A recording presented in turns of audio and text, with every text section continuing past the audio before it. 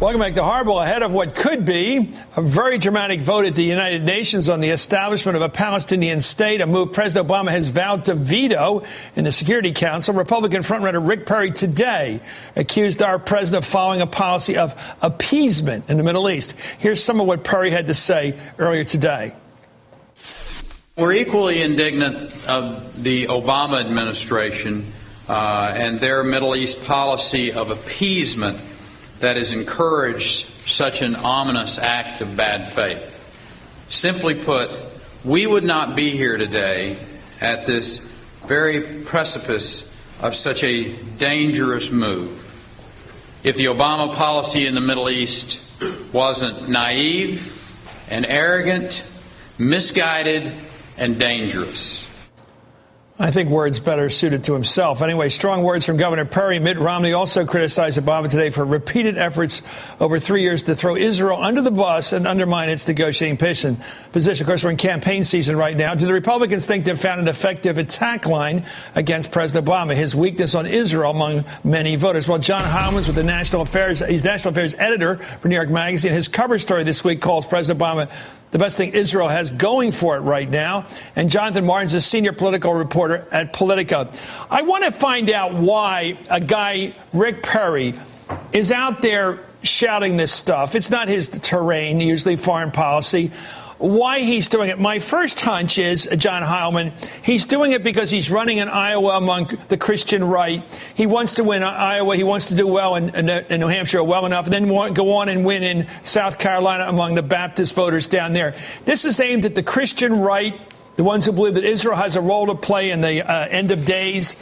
It's somewhat scary if you think about what he really has, the role in mind he has for Israel in the end of days.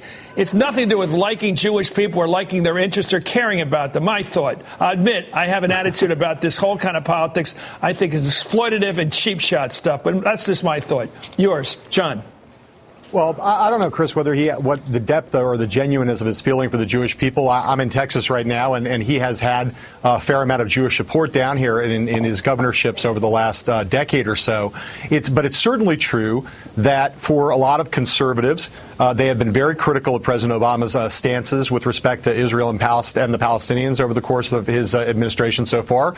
And they think that he has been all of the things that Rick Perry says. Now, Rick Perry today in New York stood up with a couple of very hardline Israeli politicians, some of whom don't really believe in the two-state solution. Oh, yeah. I think there's something else going on there in addition to catering to some Christian conservative votes. I think that Republicans in general think that Israel is the weak link in Obama's foreign policy. It's hard to attack him on a lot of other things, having been the guy who got Osama bin Laden, having been successful in a lot of other areas in foreign policy. This is the one place where if you want to try to make Obama look like a peacenik, look like a traditional leftist Democrat, you go after him on this. Yeah, Jonathan, my thought, on the very eve of when he's going to have to stick his neck out and do something any American president would probably have to do, veto the action in the Security Council with regard to creating a Palestinian state. He will be hanged in effigy across the Islamic world. He will have to stand up for Israel as strong as any American president's ever had to do that. Are they attacking him now for fear he will look strong for Israel in the days ahead? They're just trying to preempt that and pull it out from under him. I think any opportunity that they can get to soften up this president on the national security front, they're going to take advantage of. And John's piece this week was so smart in making the point that Israel is really the only place they can go because he's been a hawk in a lot of different other parts of the world. Politically, Chris, this is a twofer.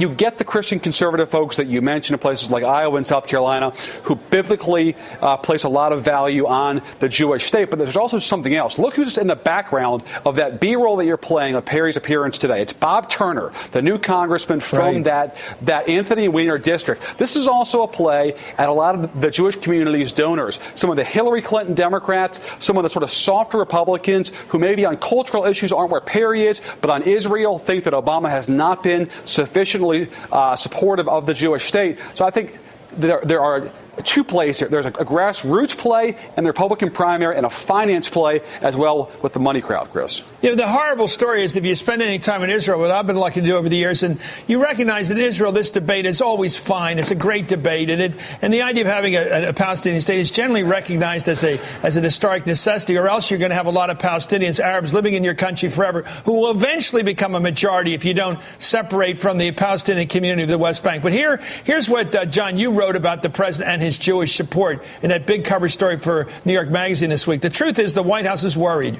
and worried they should be. For the signs of Obama's slippage among Jewish voters are unmistakable. Last week, a new Gallup poll found that his approval rating in that cohort had fallen to 55%, a whopping 28% drop since his inauguration. And among the high-dollar Jewish donors who were essential to fueling the great Obama money machine last time around, stories of dismay and disaffection are legion. There's no question, says one of the president's most prolific fundraisers, we have a big-time Jewish problem. I wonder how this is meshing, and I got to be careful here, but these attacks on Wall Street, these attacks on investors, this whole thing he's involved with right now, it does put him in a kind of I don't know, is he going after his donor base at the same time he's trying to get reelected?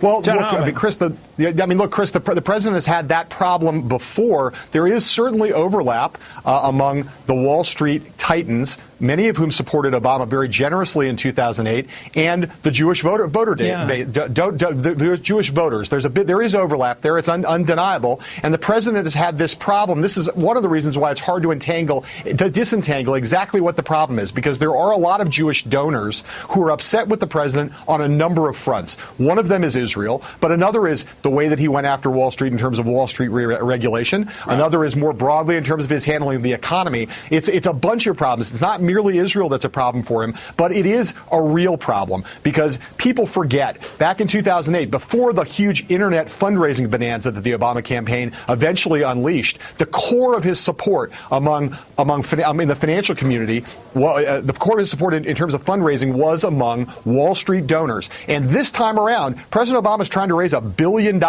That's a lot more money even than he raised last time. He can't afford to lose any major bundler support if he's going to reach that goal, and he thinks he needs to reach that goal in order to win a very close election.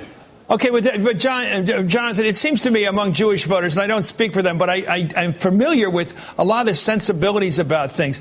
The biggest fear among Jewish voters, it seems to me, is a sense of, this is a great country, the greatest country in the world, the country of their love. Of course, they love Israel, but this is the country of their love and their home and the deep commitment to the idea of American pluralism, the idea that we're not going to become some kind of Christian theocracy. We're not going to have a lot of people like Sarah Palin and Bachman and Rick Perry running around making this a Christian state, this dominionism. We'll talk about it later with Joe McGinnis. They don't like that kind of talk because it suggests they don't belong or they don't want to belong. It's a horrible thing that these people are talking about. Now, they may be hickish and playing to the Yahoo vote. They may have a whole game they're playing. But it is offensive to talk about this theocratic idea that Rick Perry, he said, as a Christian, I am directed to support Israel. What does that mean? As a Christian, I'm directed to. By whom? I was thinking about that when John was talking about some of Obama's problems with Jewish donors. It's not just Israel, it's also Wall Street. But I think that's a smaller subset of the Jewish vote. The broader Jewish vote, I think, will, if Perry's the nominee, I think for a couple of reasons, have a hard time spurning Obama for Perry. For one thing, it's what you mentioned. It's the pluralistic ideal of America, that America is not a Christian nation. But also keep in mind, abortion rights, very important issue for a lot of folks in the Jewish community, especially women. Well, let me tell you what I think about that, John. I'm going to interrupt you there. I think that, to me, is another one of those dog whistles that says if the Christian right can set abortion policy, it's running the show. And if I was a Jewish voter, I'd say more evidence of this attempt to dominate, to seize dominion over this government in this country. John Hallman, don't you think that's part of the signal? Chris, I think it's very simple. I think that the Jewish vote, the broad Jewish vote, put aside the donor class, the broad Jewish vote is overwhelmingly liberal and overwhelmingly secular.